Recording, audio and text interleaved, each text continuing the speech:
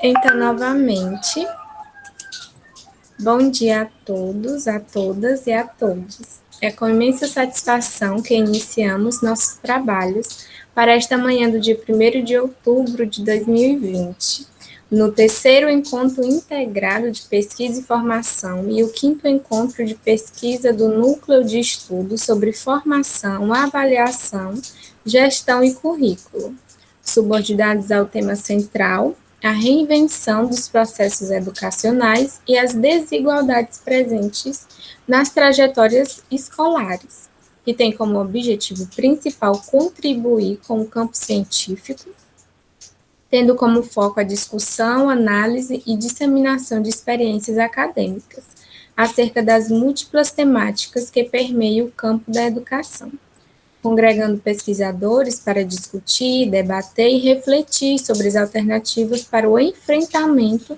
dos desafios postos pelo atual quadro de exclusão social e educacional em nosso país, tendo como horizonte o entendimento de que a luta pela melhoria da qualidade da educação é uma questão social e de direitos humanos. Eu sou a Petiana Maísa Figueiredo e farei a mediação desta mesa temática, que visa discutir sobre o uso da tecnologia, o ensino remoto e as trajetórias escolares. Iniciaremos nosso diálogo, no qual cada debatedor fará uma exposição sobre a temática, em 40 minutos, e após abriremos 20 minutos para o debate.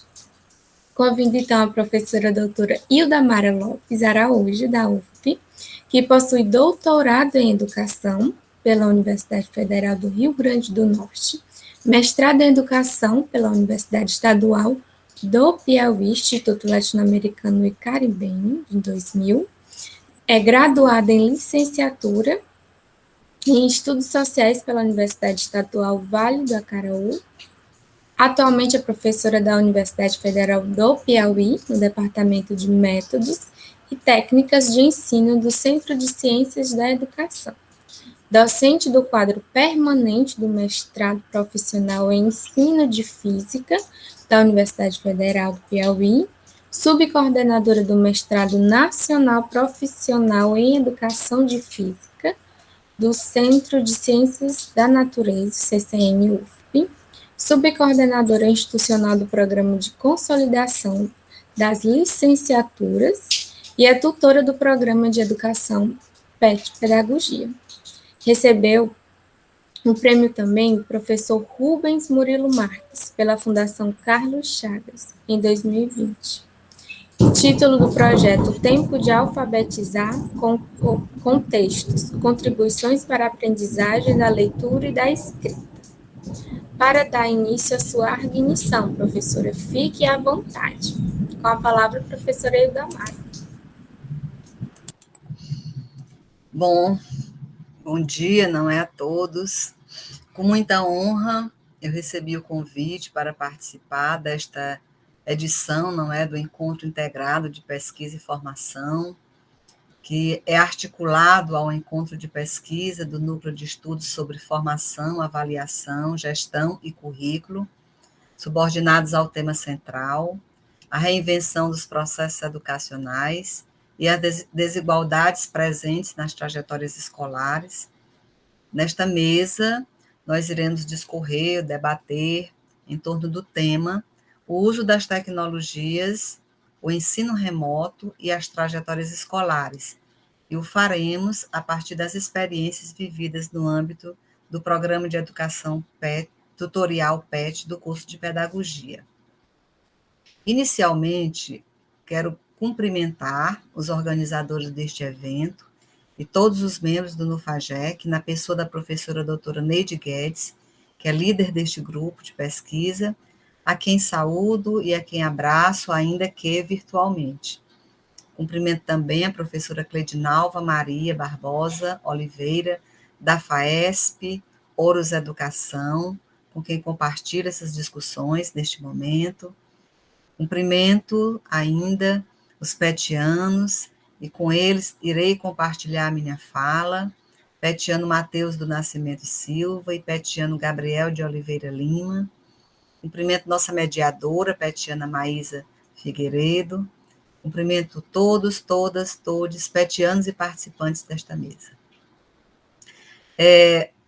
Discutir, não é, acerca dessa temática, para nós que fazemos parte do PET, não é uma tarefa tão difícil, porque, como mencionei, a nossa fala, ela está localizada exatamente nessas experiências vividas nos anos de 2020 e também agora no ano de 2021, quando o mundo todo não é se viu acometido por esse terrível vírus.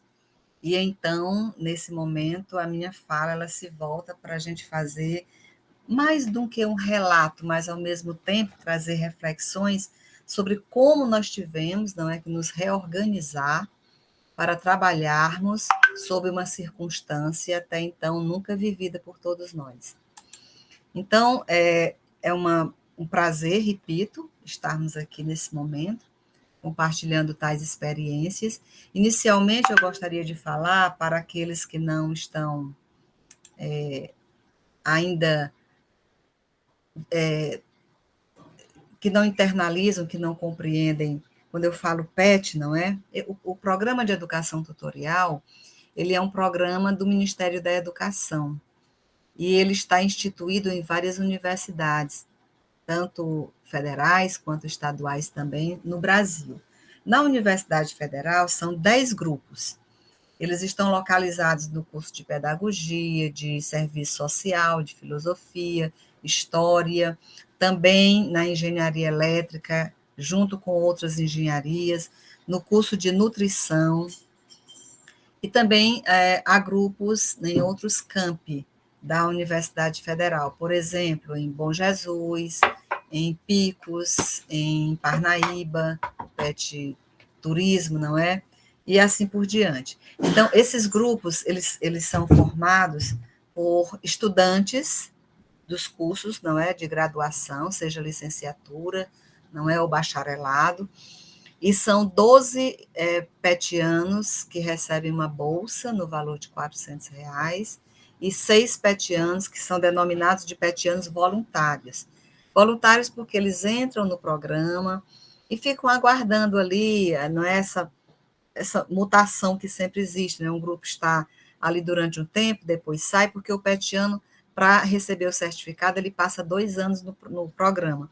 E aí, aqueles que já estão, eu diria que no processo formativo, na condição de voluntário, ele depois termina, não é, ascendendo à condição também de petiano bolsista, mas ele tem os mesmos direitos e também os mesmos deveres dos petianos bolsistas.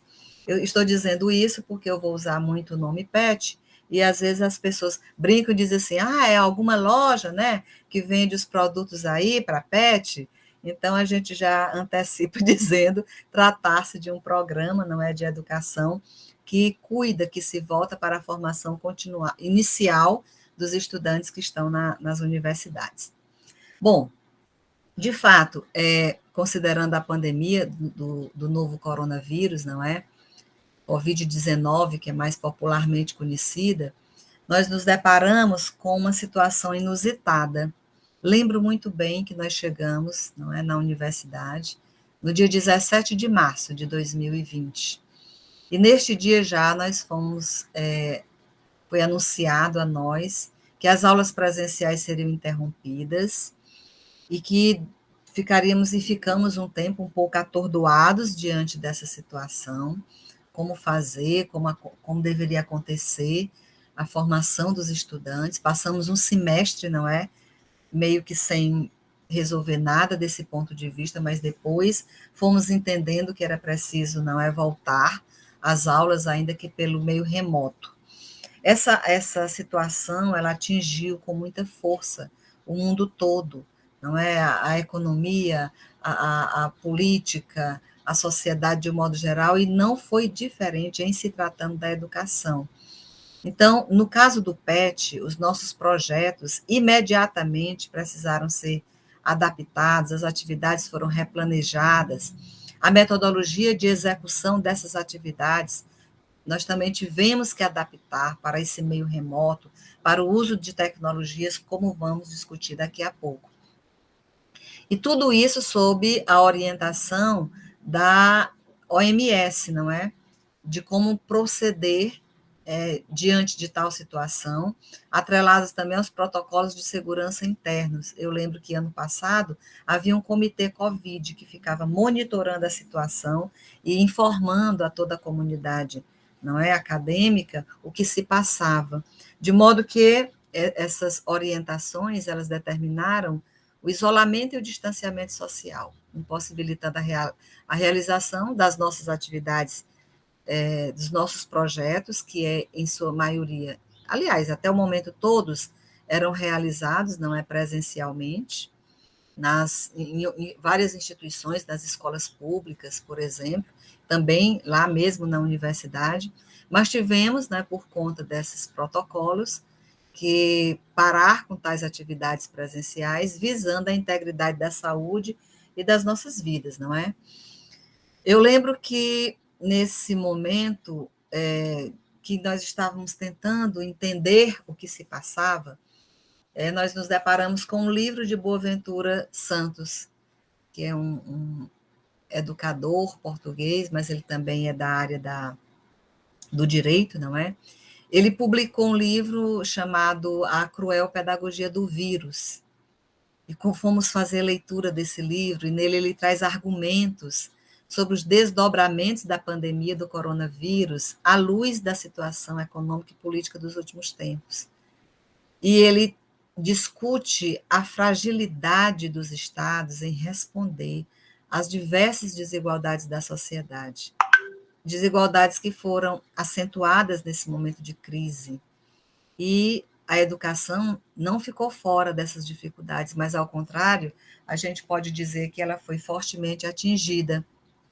Mas, mesmo diante dessas questões que começaram a se apresentar mais nitidamente, não é, com muita força diante de nós, o grupo PET, em particular, como eu já mencionei, teve que se reorganizar. Como vamos agora implementar, executar as nossas atividades? Para que vocês tenham uma ideia, nós tivemos que reformular um planejamento em que algumas atividades foram retiradas, porque elas eram atividades que só poderiam ser feitas totalmente no modelo presencial, porque teria muita aglomeração e não era permitido pelos protocolos.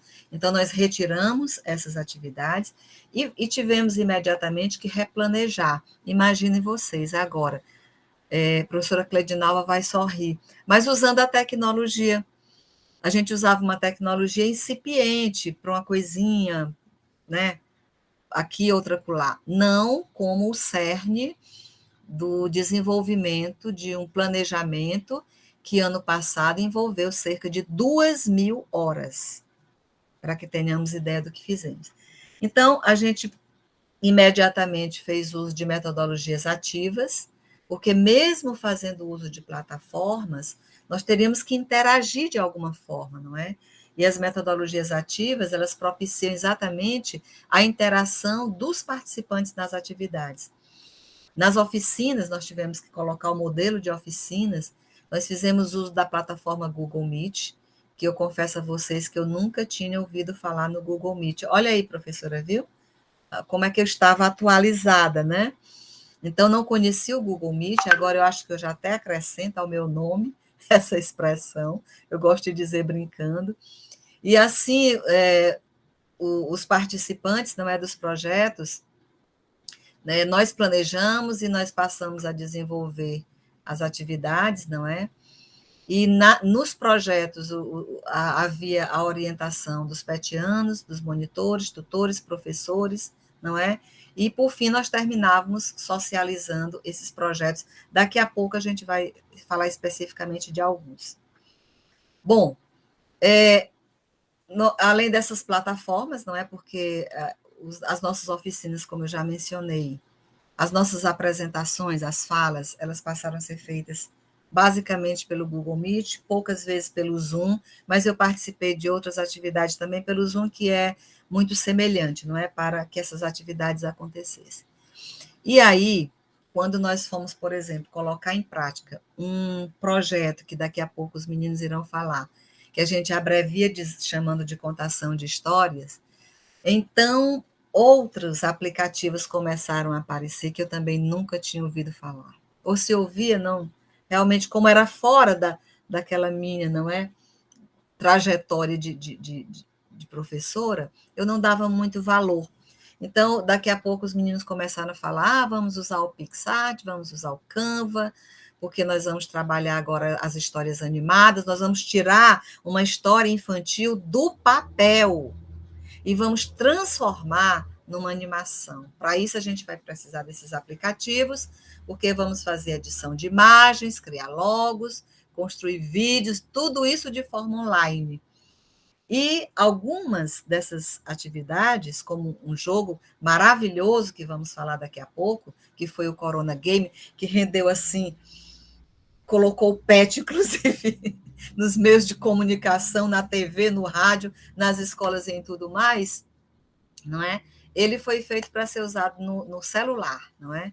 Enfim, gente, então, aplicativos que começaram a transitar no nosso dia a dia, Rainforest, Animaker, não é? Para criação de cenários, de personagens, gravação de áudios, inclusão de fundos musicais, culminando na produção de vídeos, não é? E outros mais, InShot, tudo isso que era uma linguagem, pelo menos para mim, nova, passou a fazer parte, não é, do nosso vocabulário, dessa forma agora de escolarizar, não é, de ensinar, de aprender e de nos movimentarmos nesse meio. Então, em linhas gerais, esse foi o cenário que se fez. Mas aí, depois do susto primeiro e dessa reorganização, porque, vejam bem, nós tínhamos que apresentar agora um planejamento bimestral. A cada 2 meses, o PET apresentava um planejamento, executava, terminava outro planejamento, ou seja, a nossa carga de trabalho ficou volumosa.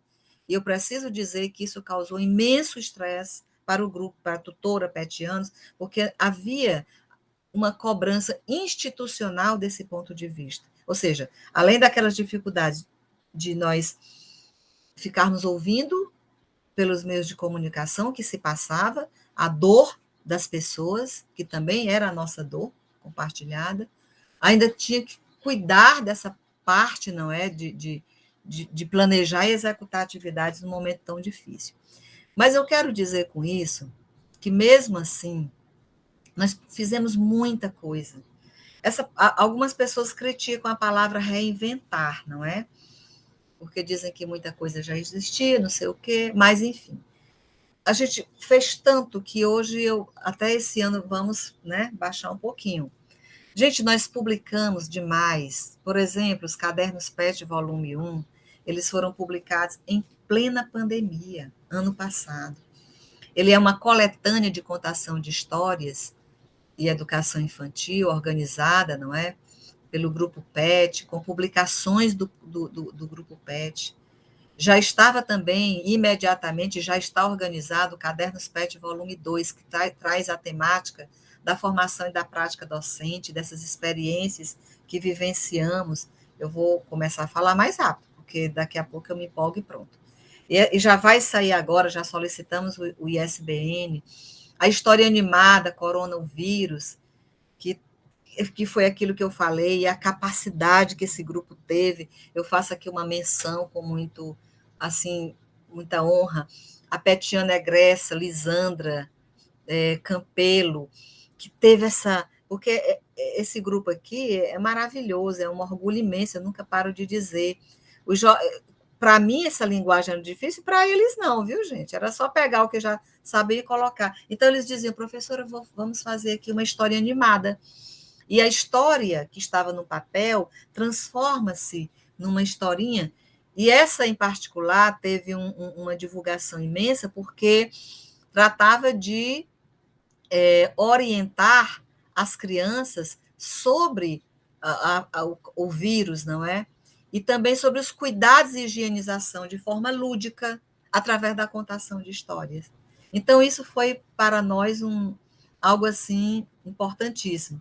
E nos deu assim gás para pensar, então, vamos fazer mais coisas. Veio, portanto, o livro digital, estou citando só algumas, fazer um livro digital. jogos e atividades educativas, porque pensávamos nas crianças em isolamento, criança gosta de estar num ambiente socializado, criança gosta de estar junto, não é? Com crianças, a socialização se dá dessa maneira. De repente, ela está dentro de casa. Eu fico imaginando, se nós adultos temos essa capacidade de discernir, enfim, nos ajustar a determinadas situações, para a criança isso é muito difícil, não é? Ficar isolada, ficar dentro de um apartamento. Então, esse livro ele traz uma série de atividades, de recortar, de jogar, e não somente ele com o irmãozinho, ou se é só, mas com os pais também. Então, a gente pensava em tudo tentando atingir esse público, não é?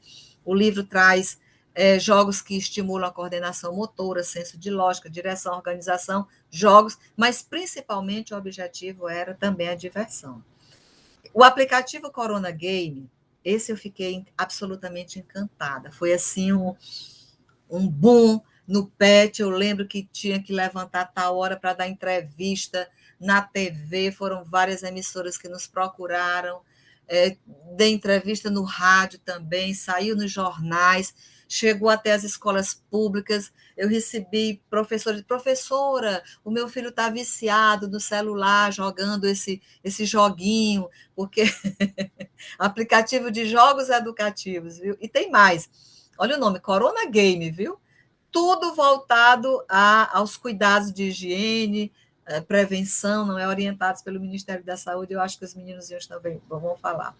E para completar, né, nessas dificuldades, não é, de como a gente está escolarizando, cuidando, ainda que diante dessas dificuldades, do ensinar e do aprender, nós destacamos aqui um momento especial do PET no ano passado, que foi justamente um projeto que já vinha sendo desenvolvido desde 2018, intitulado Tempo de Alfabetizar com Textos, Contribuições para a Aprendizagem da Leitura e da Escrita.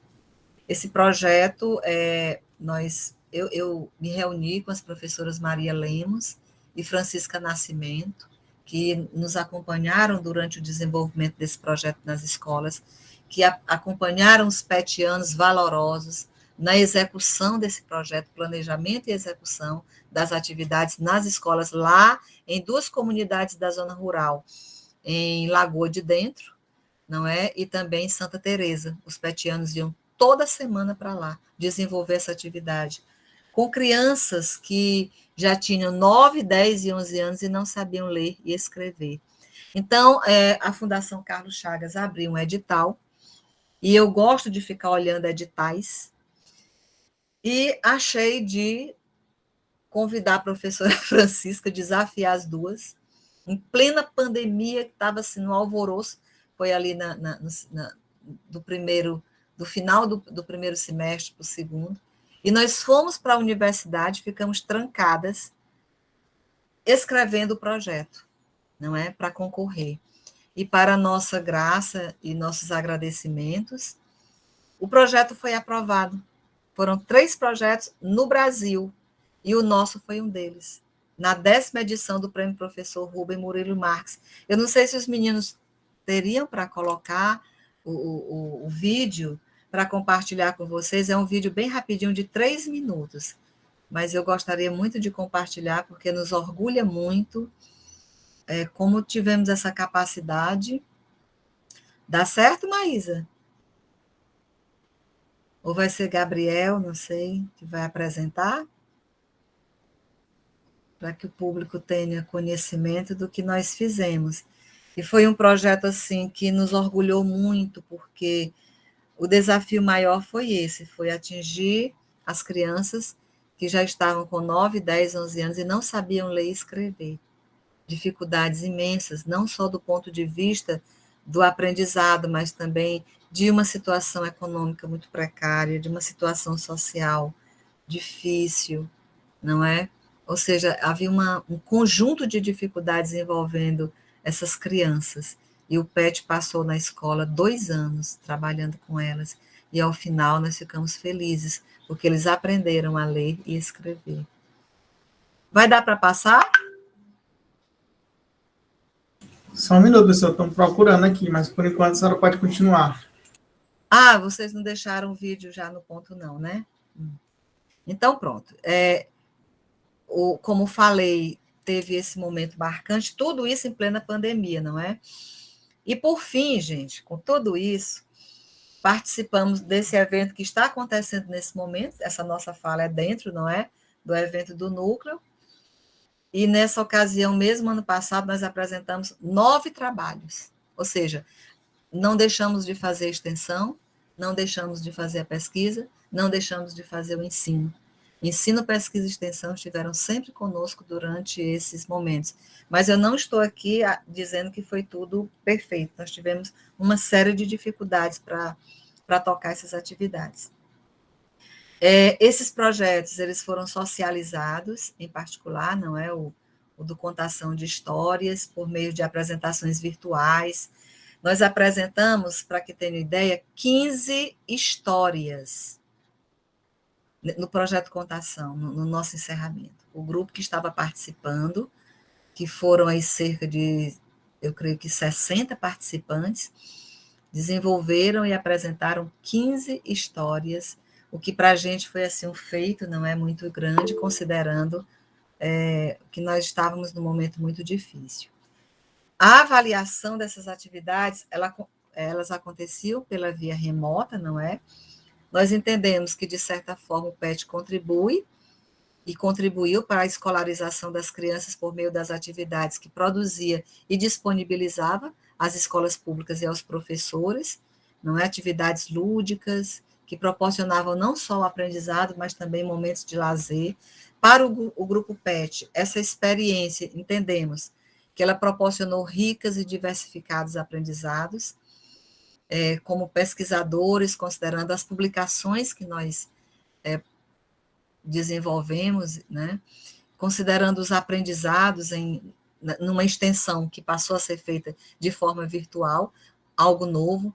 O aprendizado quanto ao uso das tecnologias na educação foi extremamente relevante, por se tratar de metodologias que eram pouco utilizadas nas nossas atividades, que eu acredito que agora elas serão, a partir daí, incorporadas, não é? As atividades do PET. E, principalmente, aí, aprender a viver o que eu já estou desenvolvendo como tema, não é? O que nós denominamos de saberes da incerteza, do desconhecido, não é? Que vai desafiar o grupo a aprender, a conviver com situações que não foram planejadas, mas a necessidade de replanejá-las, adaptando-as, não é, a um novo contexto social e educacional. E os desafios que a gente aponta seria em casas, dificuldades de concentração, isso não é fácil. Eu abro, às vezes alunos abrem o som e tem engraçado na apresentação de ontem, a aluna dizia, professora, daqui a pouco o galo vai começar a cantar. Gente, o galo começou a cantar, uma coisa impressionante. E barulhos, não é? Em outras situações, no nosso próprio grupo, falecimento de pessoas próximas, desemprego também, inclusive dentro das pessoas que convivem conosco, do nosso grupo PET. Também ressentimos a ausência de apoio técnico por parte das instituições. Por exemplo, teve curso de tecnologia para os professores, mas para os alunos, como foi que isso ficou? A necessidade de organizar o ano letivo por meio remoto, isso demorou e atrasou, não é, a formação dos alunos, de certa forma, mas, embora já tenha sido resolvido, necessidades financeiras em decorrência do desemprego, como falei, complicações com a internet, alunos diziam, professora, minha internet é muito fraca, eu não tenho condição de ter uma internet, não é mais potente, enfim, as questões relacionadas ao isolamento, não é, dificuldades de aprendizagem, foram, assim, aqueles desafios que a gente cita que aconteceu durante esse momento remoto. E assim eu encerro a minha fala, que será compartilhada, não é, com o Gabriel. O vídeo está pronto? Pois pode colocar, Gabriel. Eu gostaria de compartilhar essa experiência do grupo de 3 minutinhos, para perceberem como é que foi.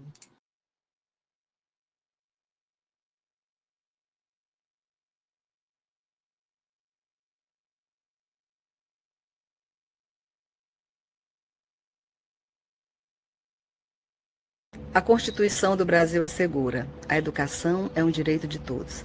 Então, como é possível que existam crianças em nosso país, em pleno século XXI, que não tenham esse direito garantido? Eu sou a professora Hilda Mara, da Universidade Federal do Piauí, e apresento a vocês nosso projeto Tempo de Alfabetizar com Textos, contribuições para a aprendizagem da leitura e da escrita de crianças do 4º e 5º anos. Este foi um dos projetos premiados na 10ª edição do prêmio Professor Rubens Murilo Marques, promovido pela Fundação Carlos Chagas. Compartilho com vocês um pouco dessa nossa linda história. Eram crianças com distorção e idade séria, não alfabetizadas e atravessadas pelo preconceito. O desafio ia além do compromisso de alfabetizá-las. Era preciso implantar naquela turma a linguagem de esperança, de possibilidades, de lutas e de sonhos. Então, o PET Pedagogia, juntamente conosco, aceitou o desafio. E o sonho começa a se realizar. Se concretiza a parceria entre a UF e as escolas por meio do trabalho com os petianos. Abraçamos a causa. Nos encontros de planejamento, falamos da dificuldade, das angústias e buscávamos a estratégia de ensino. A experiência vivida no projeto foi linda e gerou oportunidades afetivas e formativas de aprendizagem na docência. Os petianos foram bravos em seu trabalho, rompendo todas as barreiras. Toda semana a gente ia para a escola, pegávamos o coletivo para a zona rural, nesse calorão de Teresina. Às vezes o ônibus quebrava, a gente ficava na estrada esperando passar outro, mas não deixávamos de ir porque nós tínhamos um compromisso. E valeu a pena, tudo valeu a pena. As experiências formativas desse projeto, elas foram gigantescas, de modo que aprendemos muito ao que se refere à relação professor-aluno, aos saberes da docência, à relação teoria-prática, bem como aspectos da autonomia, planejamento, dentre outros que são próprios do ofício de ser professor. Se eu pudesse resumir esse projeto maravilhoso em apenas uma palavra, sem sombra de dúvidas, essa seria o afeto, pois a afetividade permeou a relação professor-aluno e também foi uma aula propulsora das diversas aprendizagens que se deram durante toda a execução do projeto, tornando assim a aprendizagem bem mais gostosa. Este maravilhoso projeto resultou na publicação de 2 livros. Além da participação de eventos locais, conseguimos também participar de um evento internacional, da Arfice 2019, contendo uma mesa redonda somente para discutir os aprendizados desse projeto. Vale ressaltar que todas as crianças aprenderam a ler e a escrever. Direito das crianças não é questão de querer, nem questão de concordar. O direito das crianças todos têm que respeitar, embora não seja lei, desprezo deste país, que todas as crianças têm direito a ser felizes. Obrigado, Fundação Carlos Chagas. Obrigado, professor Rubens Murilo Marques. Então, Hilda, ó, em suas mãos este troféu. Muito bom.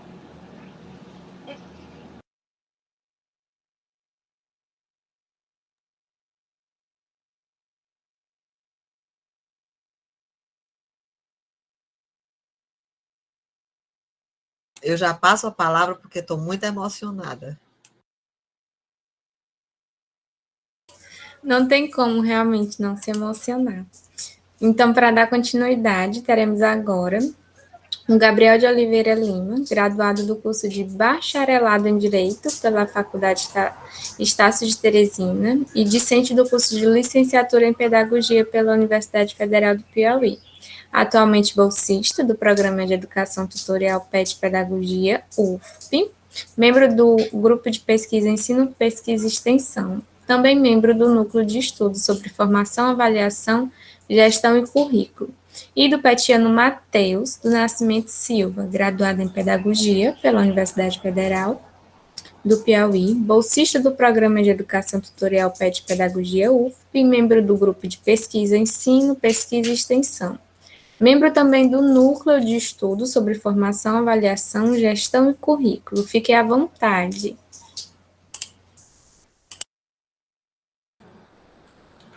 Bom dia a todos, todas. É um prazer, como petiano, poder estar nessa mesa, aprendendo muito, né? A gente já aprendeu muito nesses minutos de mesa que a gente já teve. E também dizer um pouco, né, de como foi o nosso projeto, que vamos iniciar falando, como está sendo, como conseguimos utilizar a tecnologia a nosso favor, né? Pegamos a apresentação num momento muito impactante, que mostrava o vídeo, né, do recebimento do nosso prêmio.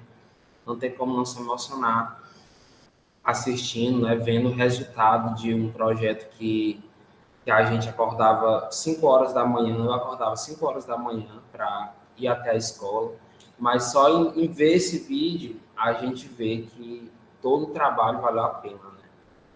E voltando para a questão da tecnologia, né, nossa mesa, que é o uso das tecnologias, o ensino remoto e as trajetórias escolares, vamos falar de um projeto que é desenvolvido no PET Pedagogia, que é o Contação de Histórias, que é um dos nossos projetos preferidos, que a gente mais gosta, que é desenvolvido todo ano. O nome desse projeto é Uma Viagem no Mundo do Faz de Conta, contar histórias como intervenção socioeducativa a partir do imaginário infantil. Bom, esse projeto, ele constitui-se continuação do conjunto de atividades desenvolvidas no ano de 2020. Né? Esse projeto ele é desenvolvido todo ano, porém, houve aquela questão, todo ano nós desenvolvemos ele de forma presencial, né? Até antes de 2020. E depois que veio a pandemia, né? Como fazer, como desenvolver esse projeto? Foi as dúvidas que surgiram, né? Mas que nós conseguimos respondê-las graças ao uso da tecnologia, né? E muito empenho. Eu gostaria de falar antes da adaptação, um pouco, né, dos objetivos desse projeto. Esse projeto, ele objetiva o reconhecimento da contação de histórias como ferramenta essencial no despertar do gosto pela leitura por parte da criança, aliando com ações socioeducativas, que são realizadas tanto em momentos formativos e de socializações de produções, como também parte prática, em que nós realmente contamos as histórias, né?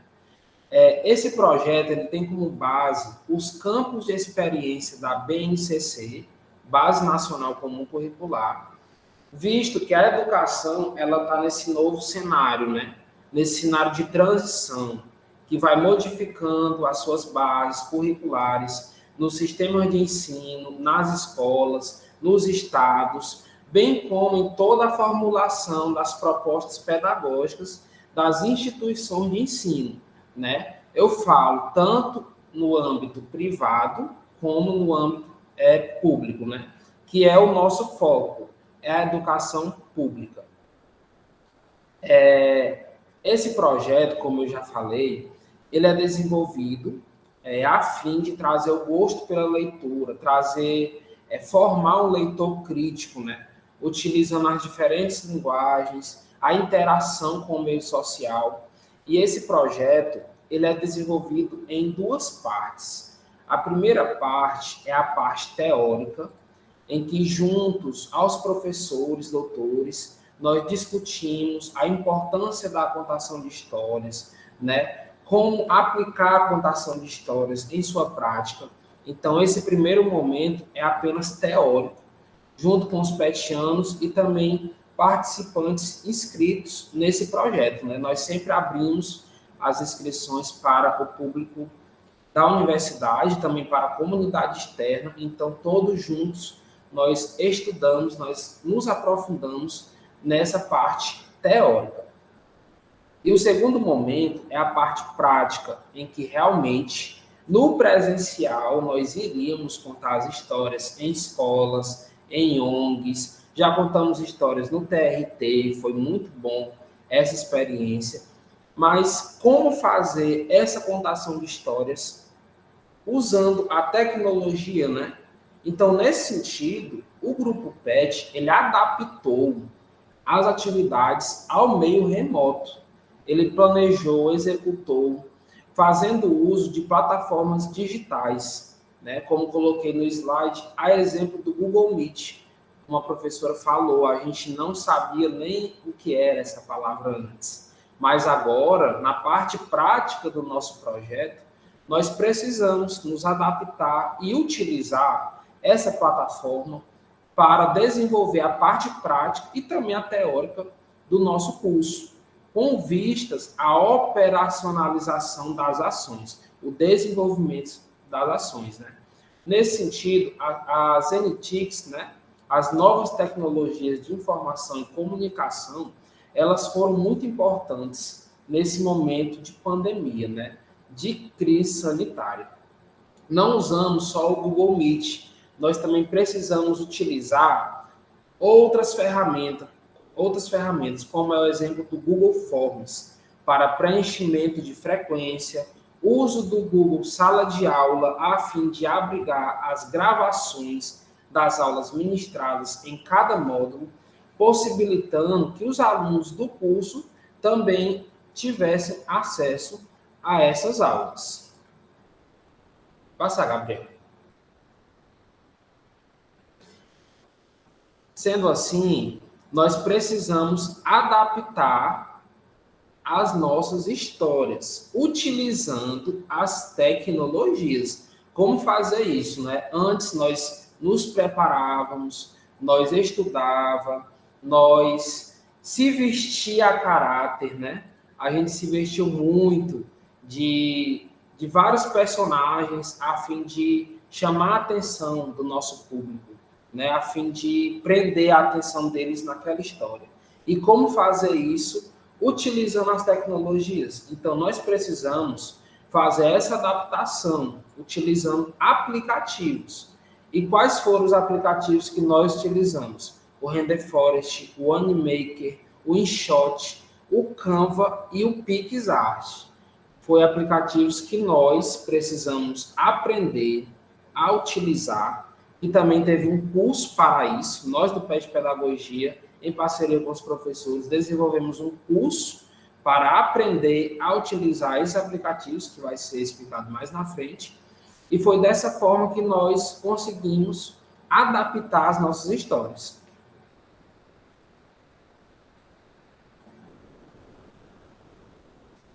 Como eu disse, o projeto ele é desenvolvido em parte teórica e parte prática. Então, no ano passado, o resultado desse trabalho resultou em 18 histórias apresentadas em sua parte prática. As histórias, elas foram divididas em 6 técnicas diferentes e divulgadas no YouTube do PET Pedagogia. Então, nós do PET Pedagogia, nós temos YouTube, nós temos site, nós temos o nosso Instagram, e nós utilizamos a fim de desenvolver um trabalho até mesmo fora dos muros da universidade. A gente divulga o nosso trabalho pelas plataformas digitais e todo mundo pode ter acesso ao trabalho que é desenvolvido no PET Pedagogia.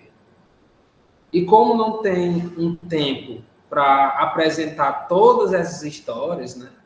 E a minha vontade é que a gente pudesse ver todas, mas como não há tempo, eu escolhi 2 histórias adaptadas para a gente mostrar nesse momento agora, que são a técnica de animação Corona, o vírus, e a técnica de animação Azul e Lindo, Planeta Terra, Nossa Casa. Então, esses vídeos já são parte prática do nosso projeto, utilizando as plataformas digitais, aplicativos e a tecnologia. Pode apresentar o primeiro vídeo. Corona, o vírus.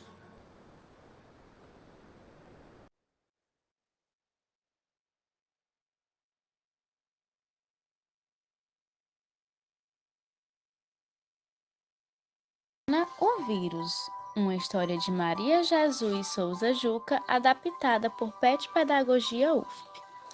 Olá, hoje vamos falar sobre o coronavírus. Esse vírus, como todos os outros, é bem pequenininho. Não dá para ver nem com a lupa, somente com a ajuda de um microscópio.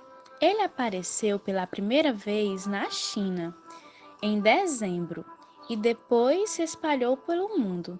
Agora todos falam dele, em todos os lugares. Na internet, na TV, nos jornais, todos comentam sobre o coronavírus. Isso porque ele se espalhou por todo o mundo, infectando milhares de pessoas.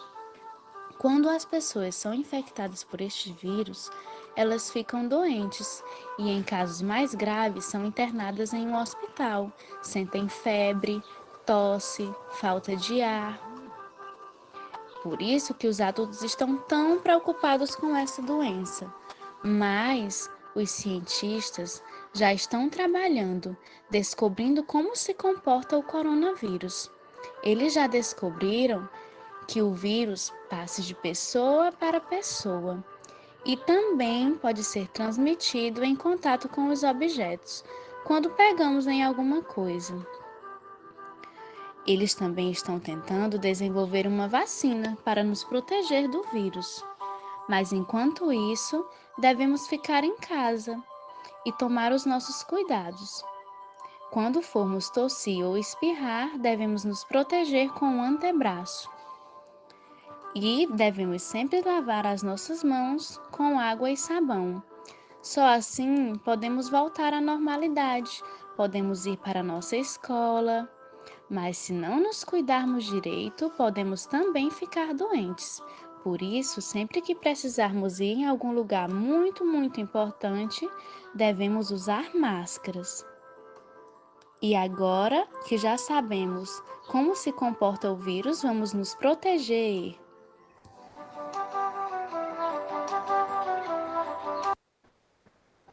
Obrigado, Gabriel. Como o tempo já está um pouco corrido, a gente vai ficar só com esse vídeo, mas dá para perceber a nossa parte prática, né? A gente utilizou esse aplicativo Render Forest, como aparece no vídeo. Esse vídeo não é de agora, esse vídeo é um pouco antigo, ele é do ano passado e foi desenvolvido naquele início de pandemia em que as pessoas estavam com dúvidas sobre o coronavírus. Então esse vídeo também foi explicativo nesse momento em que as crianças estavam em dúvida sobre o que era esse vírus. Obrigado, é um prazer novamente, foi um prazer estar nessa mesa e passo a fala para o Gabriel. Bem, bom dia a todos e a todas. Apresentando aqui agora para vocês o nosso aplicativo, que foi um sucesso, né? Pelas mídias aqui locais, e é o Corona Game, onde a professora Hilda ela nos lançou esse desafio para a gente adaptar nossas histórias de contação, e logo em seguida a Petiana, como foi ressaltada, a Petiana Lisandra, ela nos ajudou, como ela entendia um pouco melhor dessa tecnologia, e os demais petianos também, eles, na mesma hora, nós formamos um mutirão, né, para colocar essas histórias e para a Lisandra colocar no aplicativo, fazer essas histórias. Então, foi um aplicativo que é para crianças de 3 anos ali, com o objetivo de proporcionar o entretenimento delas, naquele tempo de pandemia, onde elas estavam confinadas. Então, isso foi uma válvula de escape, e por isso essa grande divulgação, né, que foi feita, né, justamente para colocar um raciocínio nessas crianças para saber como é que elas vão lidar com esse vírus. Então, a informação tinha que ser bem clara e objetiva para ela, na questão de lavar as mãos, o uso de máscara. Então, isso foi bem pertinente na época. E traga até as notícias também que está até no nosso site, que na época a professora Hilda se desdobrou aqui para entrevistas na TV Meio Norte, e isso foi de grande alegria para nós, porque o PET Pedagogia foi amplamente divulgado nessa época também, assim como é hoje a Petiana Lisandra demonstrando através de vídeo, uma reportagem para a TV Assembleia, e outros meios de comunicação também foram divulgados, matérias no jornal da Cidade Verde, no portal O Dia. Então, isso nos orgulha, nos enche de orgulho, porque a gente vê o nosso trabalho sendo reconhecido, né? E as crianças que saíram ganhando com isso, que elas aprenderam um pouco mais de como lidar com algo novo, né? algo novo para a gente, imagine para uma criança. Então, isso foi bem gratificante para nós. E já para encerrando minha fala, a gente colocou também aqui um curso que a gente ministrou no tempo de pandemia, desse ano, aliás, que foi nos dias 24 a 28 de maio. Foi um curso de extensão de 60 horas, onde a gente falou um pouco de algumas tecnologias que nós, estudantes, utilizamos bastante agora, nesse tempo, que foi Google Documentos, Google Apresentação, Google Formulário, Google Meet, Google Drive e Google Agenda. Tudo isso foi aprendido nesses dias e ministrado pelas próprias petianas, né?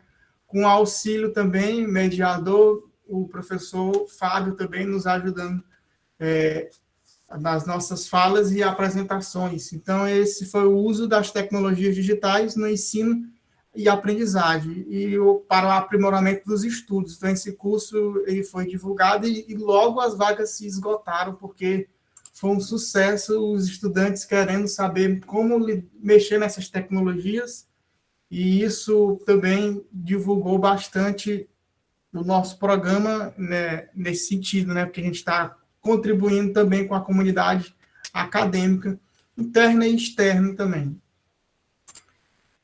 Aí tá algumas das nossas fotos que a gente colocou até no Instagram, o Canva também a gente utilizou, então foi ferramentas ali de grande valia que a gente utiliza hoje com mais frequência, né? E é isso, nossa fala aqui, agradecemos a atenção de todos. Agora vamos continuar com a mesa, né? Passa a palavra para a Maísa. Agradecemos pelas falas, professora Hilda, dos petianos. E após essa exposição, eu convido a professora Cledinalva Maria Barbosa Oliveira, que é mestre em Educação pela Universidade Federal do Piauí, em 2011, e professora pesquisadora, autora e organizadora de livros. Atualmente trabalha como especialista educacional na implementação de programas e projetos voltados para a tecnologia educacional e inteligência artificial. Possui experiência na área de educação à distância, presencial, educação mediada, com ênfase em produção de material didático para EAD, docente de mídias na educação. Para dar início às suas contribuições, professora Cledinalva, fique à vontade. Obrigada, Maísa. Bom dia a todos. Quero agradecer pelo convite, né? Quando me falaram que é um grupo de alunos, poxa, eu nem pensei duas vezes, né? Porque se tem uma coisa que eu gosto é de falar, é de conversar, né? E principalmente conversar de um assunto que realmente eu sou encantada, que é a tecnologia na educação, tá? Resumir brevemente a minha trajetória, né, até para vocês entenderem como eu estou e como eu me tornei uma especialista em tecnologia educacional, tá? Eu sou formada pela UFPI em Pedagogia, e lá no ano de 2004, né, inclusive eu acredito que dentre as carinhas que tem aqui, né, só eu e a professora Hilda Mara presenciamos alguns momentos, né, que vocês não vão conseguir presenciar, né? Na verdade, vocês vão presenciar outras transformações dentro da sociedade, mas como nós duas não tem essas carinhas de jovens de vocês, a gente viu exatamente um momento em que a tecnologia em si deu uma transformação dentro da sociedade, que foi a partir da década de 90, né? Então, em 2004, quando eu entrei na universidade, eu já comecei a trabalhar e a pesquisar sobre tecnologia educacional. Trabalhei na Universidade Federal, no Laboratório de Educação à Distância, né? Tive grandes mestres, dentre eles o professor Gildásio Guedes, o professor José Augusto, são pessoas que eu tenho muito carinho, né? Falar para vocês que aproveitem, né? Eu sou professora, né? E eu adoro, como qualquer um outro professor, que os alunos nos usem e abusem. Tá? Então, aproveitem esse momento, busquem o máximo de informação possível.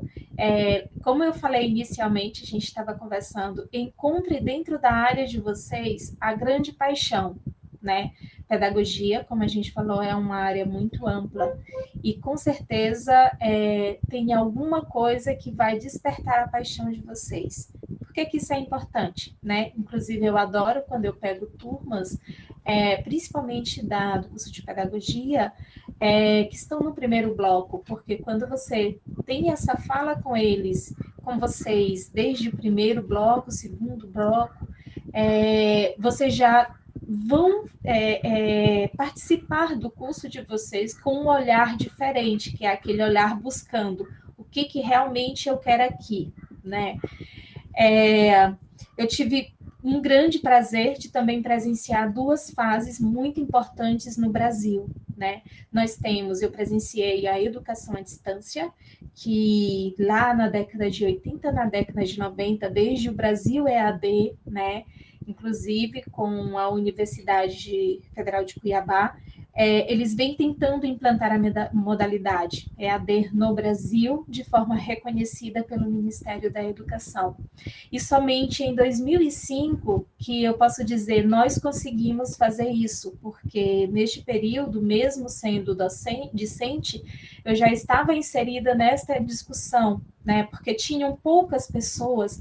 Se eu não me engano, na Federal tinham somente 2 pessoas, a Fátima Uchoa e o Gildásio Guedes, que discutiam tecnologia educacional, né? E são as 2 pessoas que eu me agarrei com toda a força que eu tive, né? Então, a gente conseguiu implantar a educação à distância, tá? Veio o primeiro curso, veio o segundo, e hoje a educação à distância é reconhecida pelo Ministério da Educação, né, como modalidade de ensino, e está da forma como nós visualizamos hoje, né? De lá para cá, nós tivemos um aquecimento muito grande. Hoje eu posso dizer que a educação à distância ela está morna, quase ficando quietinha ali, já com uma base bastante sólida, mas ainda temos muita coisa para fazer e para acontecer. Um outro momento que eu presenciei, que foi bastante marcante na minha vida profissional, foi a implantação da educação do ensino presencial mediado. Tá?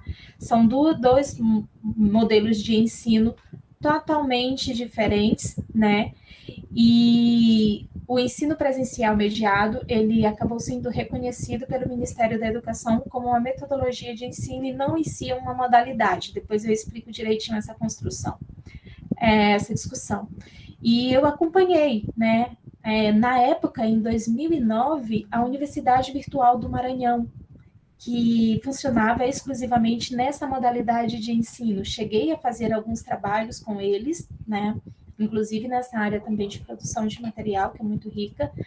E logo em 2012, né, eu estive no grupo, inclusive o modelo pedagógico foi com base nas minhas experiências, fui eu que coordenei todo o grupo que implantou a educação mediada no estado do Piauí, né? Então, a gente eu à frente de uma empresa, nós tivemos uma parceria muito bacana com o governo do estado do Piauí, a gente conseguiu fazer essa implantação, programa que está hoje com todo sucesso. Essa história também eu vou contar para vocês um pouco mais à frente. Então, assim, gente, o que eu posso dizer para vocês vai atrás do que vocês gostam, se agarram àquilo e pode ir embora, porque com certeza vai dar certo. Pode passar, Maísa? Inicialmente, eu trouxe algumas informações só para discutir para vocês, né? Inicialmente, eu gostaria de falar um pouquinho só sobre tecnologia, tá? São alguns tópicos que eu vou passar falando muito rápido.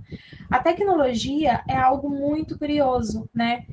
Eu sou professora também de tecnologia educacional e nas minhas falas, nas aulas, palestras e diálogos, eu sempre falo, vocês pensam que tecnologia é algo atual? Não, gente, tecnologia é algo que veio para modificar o nosso cotidiano. Na verdade, um sinônimo que eu costumo dizer para tecnologia é aquilo que veio para facilitar a nossa vida, né? Então, tudo que veio para facilitar a nossa vida pode ser considerado uma tecnologia. Então, se o Gabriel que está aí, se o Gabriel der uma volta, dá uma olhada ao redor dele, né? Se o João Paulo der uma olhada ao redor dele, ele vai identificar que tudo que está em volta dele é uma tecnologia. A casa, a lâmpada, ele desligou a câmera porque ele ficou com vergonha, Gabriel. Voltou. Então, a casa, a lâmpada, a janela, a cadeira, tudo isso é considerado uma tecnologia, né? Desde que o homem começou a modificar a roda, isso é uma tecnologia, isso veio para facilitar o nosso cotidiano. Agora, nós temos um novo tipo de tecnologia, digamos assim, que se tornou evidente a partir da década de 90, na verdade, começou na década de 80, com a descoberta de uma coisa que nós não imaginávamos. Né? Se vocês forem rememorar o dia a dia, por exemplo, no caso aí do André, da Alice, da Maisa, né? Se vocês fecharem os olhinhos de vocês e forem imaginar o cotidiano dos avós de vocês ou dos bisavós, para quem é mais jovem, é um cotidiano totalmente diferente do nosso, né? Coisas simples para eles eram, por exemplo, decorar endereço, porque eles não andavam com bloquinho de notas, alguns andavam sim com bloquinho de notas, decorar endereço, número de telefone, eles não tinham onde armazenar essa informação que pudesse levar para todo lado, né? Porque o espaço deles era o espaço físico. A partir da década de 80, quando se descobriu uma coisa chamada cyberespaço, gente, tudo mudou. Porque eles descobriram que existia um espaço virtual onde eles poderiam armazenar tudo que fosse necessário, né? Eu lembro de uma foto famosa do Bill Gates divulgando o CD, né? Ele está sentado em cima de uma pilha de papéis e lá em cima tem ele com o CD na mão, dizendo: tudo isso que vocês estão vendo, vocês também podem ver no espaço virtual, só que com um tamanho menor, com uma unidade menor. Na década de 90, foi o período em que a tecnologia começou a chegar nas universidades aqui no Brasil, né? A gente, na verdade, chegou um pouquinho mais atrasado que os outros países.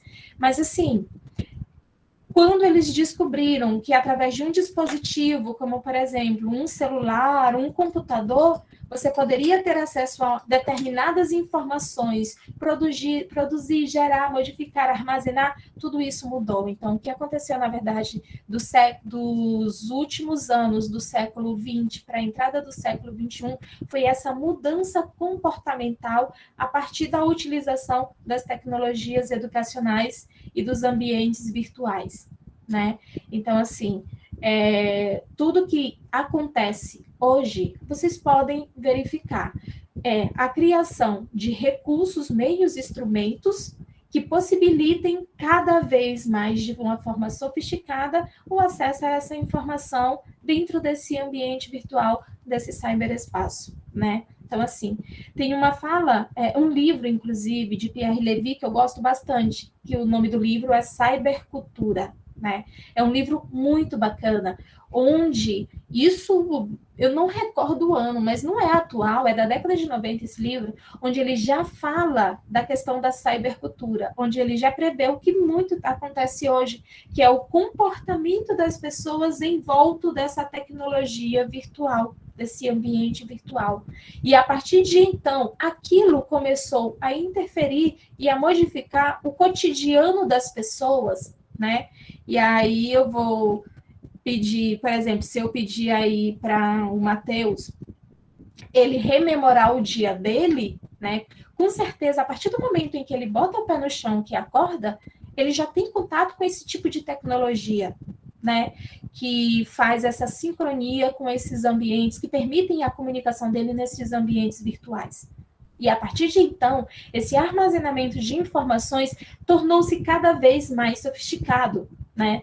Prova disso, não sei se vocês são, eu tenho certeza que não, mas para a professora Hilda, com certeza vai lembrar do tijolinho dela. Eu tive um celular tijolinho, né? Se a gente for comparar o período, o espaço de tempo do tijolinho para um telefone atual, a capacidade de armazenamento, a qualidade de imagem, a capacidade de armazenamentos de arquivos diversos, de som, vídeo, imagem, né?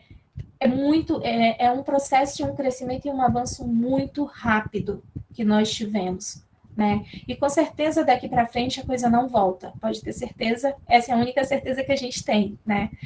E que a cada dia a utilização destes ambientes vão se sofisticar mais e vão vir para o nosso cotidiano, por exemplo, a música 4D. Quem tem curiosidade, vai lá no YouTube e pesquisa música 4D, bota um fone de ouvido porreta aqui, bota em volume máximo que você vai perceber a vibração do som.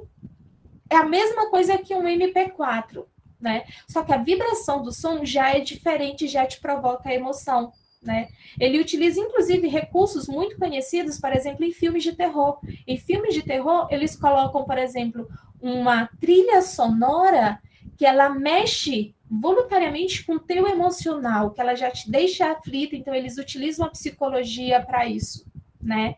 Se vocês forem ver filmes em 3D, 5D, então isso acaba mexendo no nosso cotidiano e, como o Levi diz, criando essa cybercultura, né? Essa tecnologia, como eu falei para vocês, não é algo da atualidade, mas a cada dia ela vem se modificando mais. Pode passar, Maísa. E assim, com toda certeza, essa tecnologia influenciou também na educação, né? Apesar de tardia, mas influenciou, né? Inclusive, tem uma frase que eu gosto de falar bastante, né? Que é do Jacques, ele é reitor da Universidade de Paris, e olha só, em 98, final da década de 90, ele já usava uma tecnologia em outros países, como Europa, Estados Unidos, né? E ele, no finalzinho da década de 90, ele colocou numa palestra uma frase que eu nunca esqueci, né? Quando eu ouço a fala dele, quando eu ouço alguma coisa, ele colocou que a universidade é um dinossauro pousado no aeroporto, né? Eu espero que ele ainda esteja vivo para ver como é que a universidade atualmente está. Eu acho que a coisa se inverteu um pouquinho depois da pandemia, principalmente, né? É o aeroporto que está dentro da universidade. Ele fez uma analogia aí do avanço tecnológico que tem a escola para um aeroporto, por exemplo, que atua 100% com tecnologia. Ele quis dizer que a sala de aula está estática, né? Só que esse é um fenômeno que, nos últimos 2 anos, a gente pode observar que teve uma mudança muito significativa. E uma das principais mudanças foi essa questão das modalidades e metodologias de ensino. No Brasil, por exemplo, a gente tem o reconhecimento pelo Ministério da Educação de 2 modalidades de ensino, que é o ensino presencial e o ensino à distância. Tá? Há 4 anos atrás, começou-se a cogitar algumas discussões sobre o ensino presencial mediado. Tá? A modalidade presencial se sabe como funciona, a de educação à distância também, que inclusive aqui no Brasil é chamado de educação à distância, mas na verdade é semipresencial. Tá? A educação à distância ela acontece através de cursos por tutorias ou autoinstrucional, sem o contato físico com o professor. Né? Mas aqui no Brasil, como brasileira danada e sempre dá um jeitinho, né? E também considerando o nosso estado, considerando o nosso desenvolvimento econômico, né? De quando foi implantado a EAD até hoje, nem todos os alunos, há 10 anos atrás, por exemplo, não tinham computadores em casa e não tinham um celular que permitia o acesso à internet. Isso aconteceu dos 10 anos para cá. Então, é por isso que na modalidade de educação à distância aqui no Brasil, eles permitem esses encontros presenciais, impressões de livros e por aí vai, que é essa possibilidade de o aluno, mesmo morando em um município distante da capital, mesmo ele não tendo internet em casa, ele sim pode estudar, né? E a metodologia de ensino mediado, ela acontece como? Né? Para quem não conhece. É uma metodologia de ensino onde o professor ele ministra a aula de um ambiente, né? E aqui no Brasil, por exemplo, no Piauí, principalmente, a gente tem uma característica. É como se a gente tivesse um canal de TV. É como se fosse um telecurso do 2000, só que ao vivo, né? Então, tem as escolas, tem uma antena em cada escola para receber o nosso sinal, que é um sinal fechado via satélite, e o professor ele está num estúdio, então ele tem tudo à sua disposição. Todos os recursos de animação, croma, tudo aquilo que você vê no vídeo, o professor pode fazer e repetir aquilo em sala de aula. Então, nós temos essa dinamicidade de um estúdio. E aí, o que acontece? O aluno vai para a escola e, por exemplo, uma das funcionalidades, se numa escola não tem professor de educação física, de matemática, o aluno vai assistir aquela aula naquele canal, naquele dia, pela educação mediada, tá? Aí, o que acontece? Nos últimos 4 anos, criou-se uma outra discussão no Ministério da Educação, né? Então nós temos a modalidade de ensino presencial, à distância, e agora a gente vai ter uma outra modalidade de ensino, porque a educação mediada não se encaixa em nenhuma das duas, né? Então eles decidiram o quê? Não, chega, porque daqui para frente vão surgir outras formas de ensinar, com certeza, né? Isso vai se popularizar nas escolas. Então vamos fazer o seguinte: o que vier daqui para frente não é mais modalidade de ensino, é metodologia de ensino. E aí vocês se deparam com várias metodologias de ensino, a híbrida, por exemplo, e por aí essa discussão se alonga bastante, né? Pode passar, Thaís. Então, assim, quando eu falo dos recursos, né, e aí o que eles começaram a mapear? Bem, nessas metodologias eu posso utilizar os recursos, né? Então, vieram vários recursos que podem ser trabalhados na educação, né? Tem uma música do Gilberto Gil, aquela música Criar Meu Website, Fazer Minha Homepage. Gente, essa música reflete muito o que a gente está vivenciando hoje.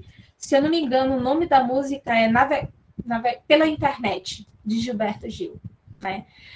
Ela representa essa comunicação e interação da atualidade, né?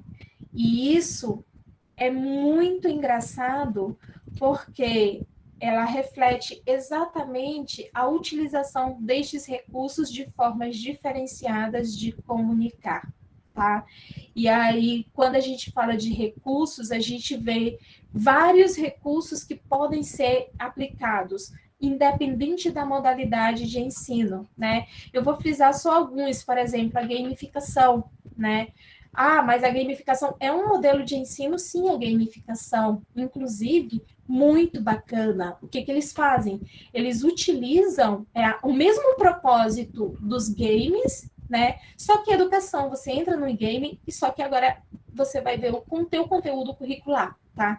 Nesse exato momento, eu estou trabalhando para Minas Gerais, onde nós estamos desenvolvendo através de gamificação. Na gamificação, você tem como se você entrasse num daqueles jogos, né? Você tem o seu personagem, a sua trilha formativa, você não tem tutoria, então é tudo autoinstrucional, né? A gente tem o processo de avaliação entre pares dentro dessa gamificação, né? E eu estou trabalhando no desenvolvimento de alguns cursos, né, voltados para toda a rede de Minas Gerais, né? E a gente está trabalhando com a metodologia de ensino gamificação, né? Então, todos os professores e alunos da rede, de todo o nível fundamental e médio, eles vão ter acesso a cursos gamificados, né?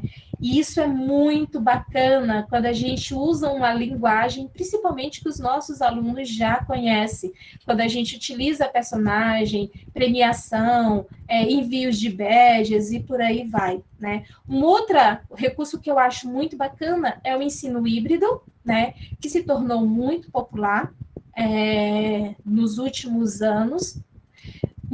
Nós temos também a PBL, né?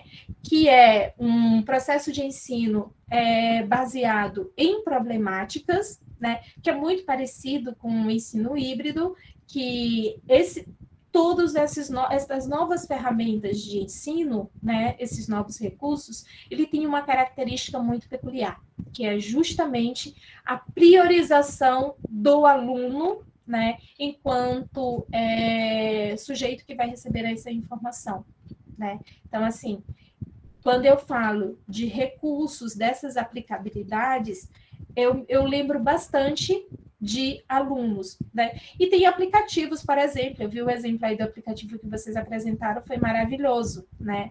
E um dos trabalhos também que eu estou desenvolvendo para Valparaíso, por exemplo, é o desenvolvimento de aplicativos voltados para a educação, né? E esses aplicativos, eles podem atuar em várias esferas, inclusive um dos aplicativos que a gente está desenvolvendo são correções de redação automática, utilizando, por exemplo, a inteligência artificial, né? E aí a Maisa pode passar um pouquinho, porque tem um robô que o nome dela é Sofia, né? Eu sempre falo desse robô, tem vários outros, né? Mas esse robô, para mim, eu já tenho um carisma especial para a Sofia. Ela foi desenvolvida por uma empresa em Hong Kong, né? Ela é considerada um dos robôs mais inteligentes do mundo, né? E aí, por que eu estou falando da Sofia para vocês e toda essa metodologia de interpretação da Sofia, né?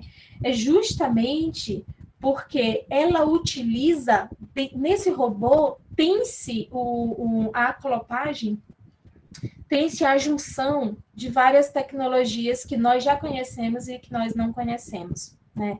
E uma das tecnologias que a Sofia tem, ela é a inteligência artificial, né? Inclusive, quando a gente fala de inteligência artificial, aqui no Brasil, né, no mundo, claro, nossa referência é também, além de Hong Kong, que tem vários robôs já com inteligência artificial, é o Vale do Silício, na Califórnia, né? Quem tiver curiosidade, por que o Vale do Silício na Califórnia? Lá estão as maiores empresas do mundo, né? Samsung, Apple e por aí vai, exatamente trabalhando no desenvolvimento dessas tecnologias. Aqui no Brasil, a gente também tem o nosso Vale do Silício, né? Que é o Porto Digital em Recife. Inclusive, a Universidade Federal, que tem parceria, antes da pandemia, eu tive a oportunidade de visitá-los, né? E depois da pandemia, eles vieram nos visitar aqui no Piauí, lá em Brasília, né?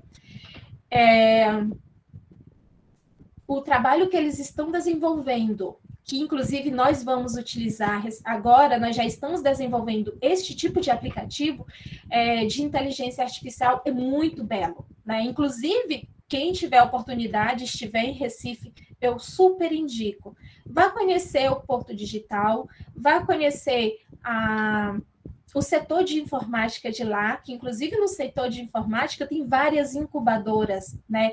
E inclusive as principais empresas e grupos que estão no Vale do Silício estão lá também, né? Por exemplo, o prédio da Apple é belíssimo, o trabalho que eles fazem lá é belíssimo, você só não pode conhecer os instrumentos e as novas aplicações que eles estão desenvolvendo. Isso é numa salinha escura, que é a salinha preta que eles chamam lá, né? Isso não sai. Mas dentro da própria Apple, por exemplo, tem várias incubadoras. Inclusive, tem gente de todo o Brasil que vai lá para o Porto Digital em Recife, né? Ou então para a universidade, são dois ambientes diferentes que a gente tem lá em Recife, que é o Porto Digital e a Universidade Federal, trabalhar nessas incubadoras, né? Ou então montar a sua própria empresa nestas incubadoras. E a lógica é muito parecida com o que acontece no Vale do Silício, né? A empresa que eu trabalho atualmente, por exemplo, a Horus Educação, ela fica aqui no Brasil, com sede em Brasília, mas ela tem um grupo também atuando no Vale do Silício. E aí, qual é a lógica desse tipo de trabalho, do nosso trabalho? É mapear no Brasil e no mundo as principais tecnologias e ir juntando tudo isso em um produto só, como no caso da Sofia, né? E uma das tecnologias de uma incubadora que a gente encontrou aqui no Brasil, lá no Porto Digital em Recife, foi exatamente essa possibilidade da leitura facial, né? Isso já é aplicado, gente, já é aplicado em vários lugares do mundo, né? Principalmente na China. Como funciona essa questão da leitura digital, da leitura da interface da pessoa, né? Eu falei para vocês que a mediação tecnológica é o quê? Um grupo de alunos sentados em uma sala de aula, né? E eles vão assistir a aula através do quê? Um telão, um TV, uma TV. Eles interagem com o professor ao vivo, fazendo apresentações, perguntas, tudo por meio da comunicação síncrona, né? E o que isso acontece, né? Para que haja essa comunicação, naturalmente eles têm que ter 2 objetos lá, que é o microfone e uma câmera, né? Fora o telão e a TV. E o acesso ao satélite e à internet, claro. Então, através da nossa câmera que está posicionada estrategicamente na sala, a gente está testando isso, né? A gente já testa isso em aulas remotas, através, por exemplo, do Meet aqui, ou outros programas, já que nós somos parceiro do Google for Education, né? Mas, lá na sala da mediação, tem uma câmera. A câmera, ela está filmando todos os alunos da sala. E aí acontece a mágica. Como ela está filmando todos os alunos da sala, ela faz o reconhecimento facial, ou seja, o professor não vai precisar fazer frequência. A própria câmera e o próprio software vai identificar os alunos que estão em sala de aula. Aí nós temos uma outra base de dados. Por exemplo, o professor que está lá no estúdio ministrando aula, ele não pode ver, por exemplo, 1000 salas que estão online. Ele não tem condições de ver, e ninguém tem condições de ver a olho humano isso. Só a inteligência artificial. Ou seja, se a Maísa, por exemplo, estiver numa dessas salas de aula e ela cruzar os braços e franzir a testa, ou baixar a cabeça, ou dormir mesmo, o próprio software já vai diagnosticar que a Maísa, através da leitura facial e do movimento do corpo dela, a Maísa não está prestando atenção. E aí, o que acontece? Tem um cronômetrozinho lá no professor. A média de alunos que estão prestando atenção. Aí, 50%, 30%, caiu, 10%. E aí, o professor já dá, gente, bora acordar, volta aqui, volta aqui. Isso é uma coisa magnífica e que traz vários benefícios. Quer ver um dos benefícios? Através da mediação tecnológica, que ficou muito popular, né?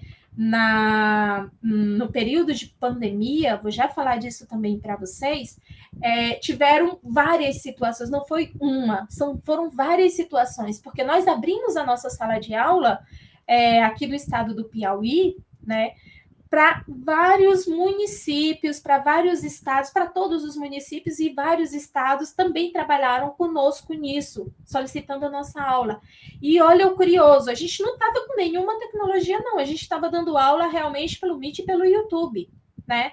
Para que todos tenham acesso, porque pela antena e pelo sinal de satélite que nós continuamos transmitindo, somente quem tem a nossa antena é como se fosse uma Sky, que tem uma antena, um aparelho que possa parear com nossa antena, nosso satélite, né? Tem acesso às nossas aulas. E aí a gente abriu para a internet. E olha só que curioso, né? A gente tem um professor que está dentro do estúdio, mas a gente tem um professor que monitora o chat, porque às vezes dá mais de 2.000 pessoas assistindo, né?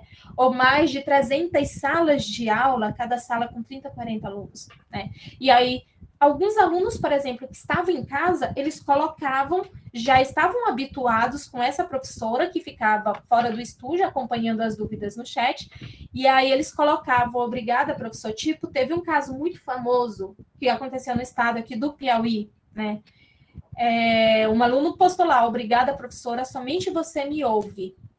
E aí a professora viu que ele interagia muito, ele perguntava muito, e aquilo chamou atenção. Então, ela começou a conversar com ele durante a aula no chat. Desde então, ela entrou em contato conosco, a Secretaria de Educação agiu e descobriu que esse aluno era um aluno com tendência suicida. Ele estava em um nível altíssimo de depressão. E pôde interagir com aquilo, ela pôde trabalhar, aí entrou o pessoal da psicologia para trabalhar aquele aluno que estava há mais de 3 meses dentro de casa assistindo aula com os pais. Não só no Piauí, mas na Bahia, por exemplo, a gente teve casos parecidos, né, com a professora Beatriz, que lá também tem mediação tecnológica. Então, isso é algo que, possivelmente, se estivéssemos presencial em uma sala de aula, não era perceptível, mas pela tecnologia mesmo que não houvesse a aplicação da inteligência artificial, isso pode ser verificado, né? E olha como a inteligência artificial pode acontecer. Se esse aluno estivesse em uma sala de aula que houvesse inteligência artificial, por exemplo, através da leitura dos gestos, né, e da face dele, o próprio programa já sinaliza que esse aluno está triste, porque nós temos um comportamento que é natural nosso, isso envolve muita psicologia. Não sei se vocês têm TikTok, né? Mas tem aquela brincadeira do TikTok que está acontecendo, que o marido chega para a esposa e aponta, tipo, um cabo de vassoura, assim, como se fosse bater nela. Se a esposa reagir, é sinal de que ela já foi agredida, inclusive por esse marido. Se ela não reagir, é sinal de que ela nunca foi agredida. Isso é uma reação natural nossa. Inclusive, a robô Sofia, a base de dados dela é toda calculada de acordo com a nossa reação natural. Porque a gente pode simular reações? Pode. Mas em um momento de desconforto, de vergonha e outros momentos de emoções fortes, nós não escondemos a nossa reação natural, né? E isso acontece com pessoas que estão tristes, que estão alegres, que estão prestando atenção. A gente pode simular por um curto período de tempo, mas durante muito tempo a gente não consegue simular. Inclusive, essa é a base de dados da robô Sofia, né? A robô Sofia, ela tem uma base de dados muito grande de vocabulário, de expressões faciais, de articulações de frases, né? E, claro, a inteligência artificial. E aí, mas por que isso não foi produzido ainda em grande escala, já que descobriram o segredo? Por uma coisa muito simples. Também envolve a psicologia e envolve a educação em si. É por isso que ainda está limitado esse tipo de recurso dentro da educação. Ainda está em estudo e em desenvolvimento, mas acredito que lá na frente isso vai se popularizar, assim como os ambientes virtuais. Vocês sabem que, por exemplo, a emoção que reage à agressão e fofura, ela tem a mesma expressão. As lágrimas, ela pode ser de alegria ou de tristeza. Então, se a Sofia for fazer a leitura facial, por exemplo, da Suelen, e a Suelen estiver chorando, a Sofia não vai conseguir decifrar se a Sueli está chorando de alegria ou de felicidade, porque a expressão facial dela é a mesma. Quando a gente vê um bebezinho fofo, a gente tem vontade de apertar essa criatura até amassar. A mesma coisa acontece quando você está com raiva e você quer apertar aquela criança e assim. Então, são a mesma expressão para sentimentos diferentes, né? Inclusive, uma das falas de Sofia, a Sofia, depois de pesquisar aí no YouTube, ela dialoga, ela conversa, ela tem um raciocínio lógico, e uma das frases que mais me deixou impressionada da Sofia foi que o sonho dela é entender o ser humano. Que o ser humano é muito complexo para ser entendido, exatamente por causa dessa questão da leitura facial da Sofia, né? Pode ir passando.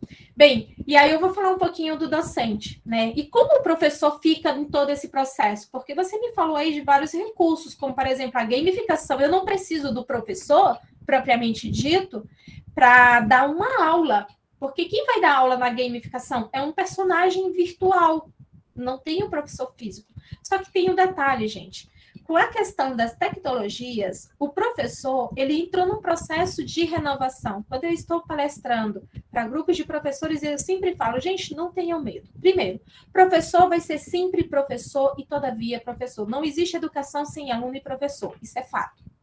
Entretanto, existem alguns perfis que vai se ressignificando dentro da área docente. Quer ver um perfil que surgiu nos últimos anos e quase ninguém conhece? Se chama design instrucional. O que é um design instrucional, esse nome chique? É um professor, gente. É um professor que é capaz de pegar um material e desenhar aquilo para o aluno, para um aplicativo, uma plataforma ou qualquer outro instrumento educacional. O arquiteto consegue fazer isso, o cara de sistema de informação consegue fazer isso? Não consegue, só o professor vai conseguir. Porque só o professor tem os conhecimentos básicos e principais do que é ensino, do que é aprendizagem e do que é essa interação entre professor e aluno. Então, ele vai conseguir fazer isso. Outra profissão que se tornou evidente, principalmente na pandemia, se chama especialista educacional. Todos nós vamos ser especialistas. A Letícia, o Matheus, a Suelen, a Thalita, todos vocês vão ser especialistas educacionais assim que vocês se formam, né? É outra coisa que eu sempre bato com os meus alunos. Para vocês, por exemplo, quando for apresentar o TCC, você é o especialista no teu TCC. Então, você tem que apresentar com toda a autonomia e toda a confiança, porque ninguém mais estudou aquilo da forma que você estudou, né? E a mesma coisa acontece nessa nova profissão do professor. Você se torna especialista educacional em várias áreas. Por exemplo, um especialista educacional na aula formativa para empresas, em RH. Ninguém sabe o que você sabe, você estudou para aquilo. Como eu falei, para a área militar, como eu falei, no meu caso, eu sou especialista educacional em tecnologia e educação. Eu estudei para isso, né? Então, assim, você está dando aula no ensino infantil, você é especialista educacional no ensino infantil. Mas esta expressão se tornou evidente justamente por presenciar, por se tornar cada vez mais evidente a presença de professores em outras áreas de conhecimento que não estejam necessariamente ligadas à escola, ao ambiente escola, né? Então, o professor surgiu novos caminhos, novas possibilidades, novas aprendizagens, é uma renovação. Da mesma forma é o aluno, né? Tem uma coisa curiosa com relação ao aluno, pode passar, Maísa, que no período de pandemia, né? Só para situar vocês com relação à realidade da pandemia, como a professora Hilda Mara colocou, né? No início do ano passado, né, bem no início da pandemia, eu lembro que eu fui para Brasília para passar uma semana. Eu passei 3 meses presa em Brasília. Isso foi bem no início da pandemia. E eu só voltei para casa porque a gente pegou o nosso carro que fica em Brasília e nós viemos de carro, porque senão eu não teria voltado para casa. E nesse período, eu pude acompanhar 2 realidades, a realidade do Piauí e a realidade de Brasília, né? Porque lá eu tenho alguns contatos com escolas e as pessoas começaram a pedir ajuda, a perguntar, a entrar em desespero, escolas, faculdades entrando, como é que eu vou dar aula, né? Isso lá para março do ano passado. E aí, eu ouvi um discurso que eu fiquei muito preocupada. Haviam professores que falavam: meu Deus, eu estou sofrendo, mas o meu aluno está numa boa, ele já sabe o que é isso. Mal sabia esse professor que o aluno estava tão ou mais desesperado do que ele, porque entrou em evidência novos fenômenos. Por exemplo, eu tenho certeza que a Suelen, quando ela acessava a internet na casa dela, ela raramente acessava para, a não ser que tivesse uma pesquisa da faculdade, ou da escola, ou da universidade. Mas se não fosse, ela acessava para quê? Para diversão, né? Para entretenimento. Inclusive, o Brasil é um dos países no mundo que mais... ele está no ranking de primeiro país que mais acessa internet para diversão, para entretenimento. Nós somos campeões nisso, né? Então, eu tenho certeza que qualquer um de vocês, antes da pandemia, quando acessava a internet, não era para estudar, não era para pesquisar, não era para trabalhar, era para diversão mesmo. Eu não sei se vocês se lembram de uma frase de Mark Zuckerberg, eu não sei, mas acho que foi há 2 anos atrás, que é o criador do Facebook.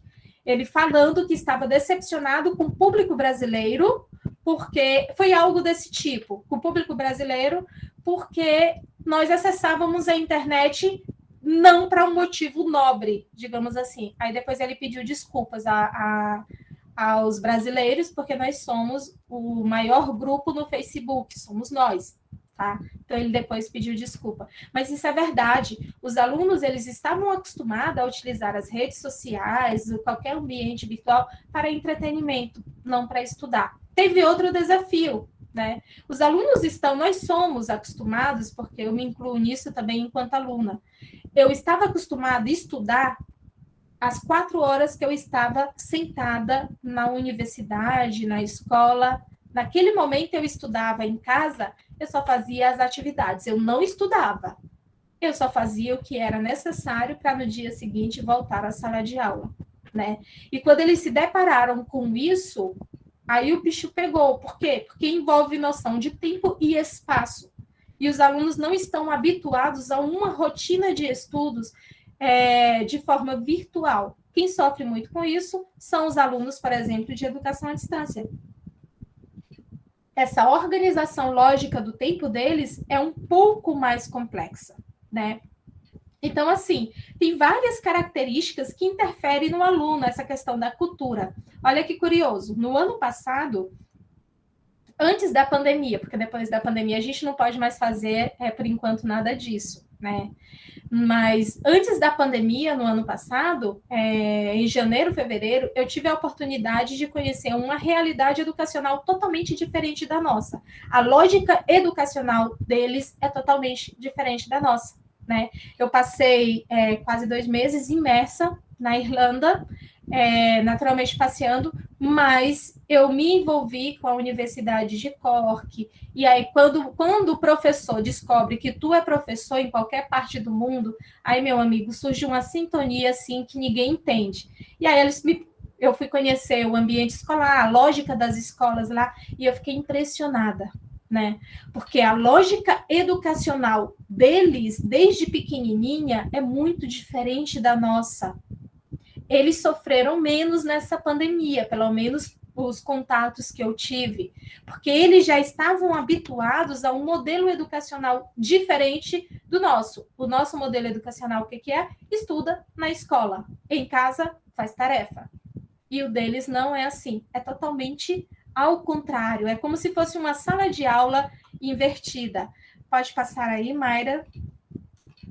Aí vem a pandemia, né? Como eu já falei bastante para vocês, essa questão da pandemia, que inclusive durante esse período de pandemia, de euforia das escolas, de órgãos de governo, secretarias e tudo mais, todo mundo, os 4 primeiros meses, eu posso até dizer, os 5 primeiros meses, foi de desespero total para todo mundo. Por quê? Primeiro, desespero com esse surto desse vírus que a gente tinha pouco conhecimento do que era, né? Eu, por exemplo, perdi muita gente e eu fiquei muito abalada durante muito tempo, né?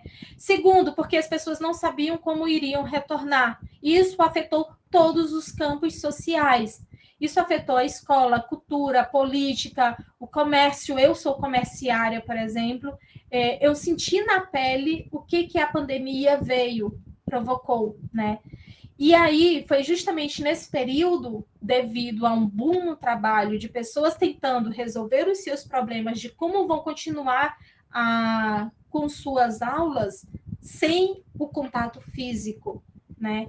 E aí eu vi professor se tornar apresentador, diretor de imagem, câmera, eu vi professor virar editor, eu vi as pessoas aprendendo de forma autônoma. A grande maioria dos professores aprenderam de forma autônoma, eles não receberam uma formação específica. Aliás, é uma coisa que eu sempre questiono, né? Existem pouquíssimas especializações que ensinam o professor a base de como é uma aula virtual, pouquíssimas. E aí, na pandemia, todo mundo teve que realmente aprender aquilo na marra, no aperto, né? Pode passar. Só para encerrar, né? E o que nós podemos esperar? Gente, tem uma frase que eu sempre digo, que é do grande filósofo Efésio, né? Que nós não podemos nunca entrar no mesmo rio, né? Pois porque aquela água que você tomou banho há 10 minutos atrás não é a mesma água. E o que acontece? O que nós podemos esperar? Que não vai voltar. que a água vai correr e cada vez que a correnteza vier, vai trazer novos desafios e novas possibilidades para a educação, né? Como eu falei para vocês, eu estou há praticamente um ano afastada da sala de aula presencial. Foi uma opção, estou morrendo de saudade, próximo ano já vou voltar para a sala de aula, que eu não consigo. Mas foi um período de trabalho muito intenso, procurando estabelecer essa lógica de ensino-aprendizagem virtual, né? Bem, já passou do meu tempo, muito obrigada, pode passar, Maísa, e qualquer dúvida a gente pode perguntar.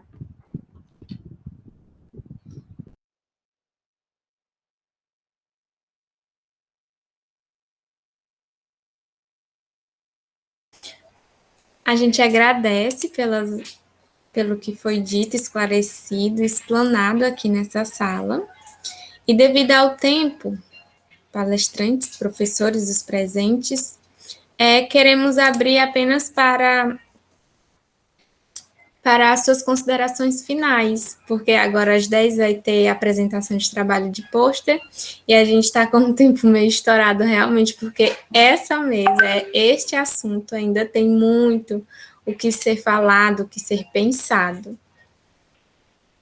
Então, em nome da comissão organizadora do terceiro encontro integrado de pesquisa e formação e o quarto encontro de pesquisa do Núcleo de Estudos sobre Formação, Avaliação, Gestão e Currículo, manifestamos nossos agradecimentos à professora doutora Idomara, os petianos Gabriel Oliveira e Matheus Silva e à professora mestra Cledinalva Maria Barbosa. E é o tempo que abre esse espaço para suas considerações finais. Professora Ildamara, depois os petianos e a senhora, professora Cledinalva. Muito bem, então vou ser breve, considerando o tempo, eu sei que vocês estarão já em mesas, né? Eu agradeço imensamente, realmente Maísa tem razão, são ideias, conversas, reflexões, debates muito potentes, não é? Fiquei muito animada com muita coisa que eu vi com a professora Cledinalva, que é uma profissional dessa área, não é? Ela fala dessas questões por dentro, me animou bastante, muita coisa que eu vi, e já quero antecipar que o PET fará convite à professora para participar dos nossos projetos no ano de 2022, trazendo informações atualizadas e uma compreensão maior dessa tecnologia que pode ser usada a nosso favor. Eu acredito que em favor também dos nossos projetos. Agradeço a todos, obrigada pela paciência, e um grande abraço e saúde.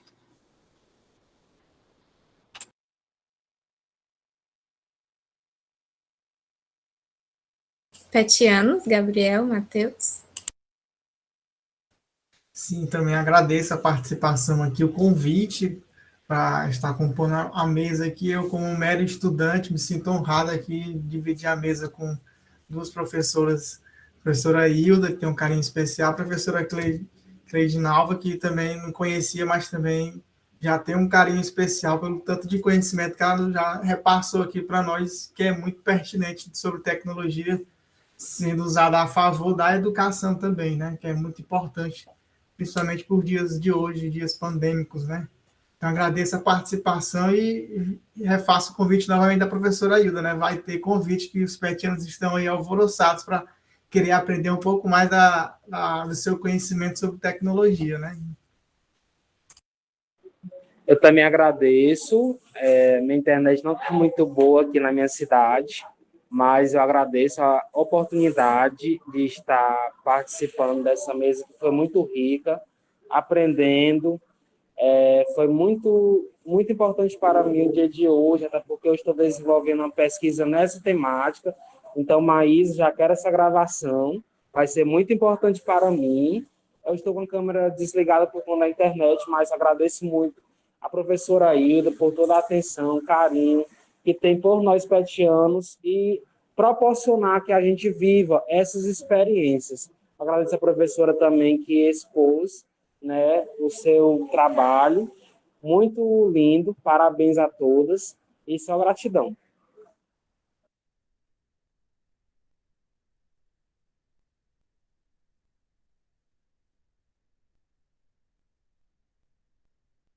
Professora Cladinaula? Bem, eu já falei bastante, né? Muito obrigada, Maísa, professora Idamara e todos que estão aqui nos ouvindo hoje, tá? E qualquer coisa, gente, só entrar em contato, tá? Quem quiser aprofundar, conhecer mais, eu estou à disposição. Vamos tirar uma foto, não é? Quem puder abrir a câmera, uma foto oficial do nosso momento tão legal. Você tira, Maísa? Dá para tirar? Posso sim, professora. Tá. Emanuele, obrigada. Emanuele está no trabalho. Thalita, Letícia, Maicon, Eugênia também está aqui, que maravilha. Ó, o Maicon. Maicon estava na mesa, né, Maicon? Ontem. Pronto, eu vou tirar no 3. Tá. Professor, desligou a câmera, professor Maicon? Ah, o Maicon desligou. 1, 2, 3. Pronto. Muito bem, muito obrigada. Muito obrigada pela participação. Desejamos uma excelente tarde e continue com a programação, que às 10 vai agora acontecer nas salas do Meet também as apresentações de trabalho de pôster.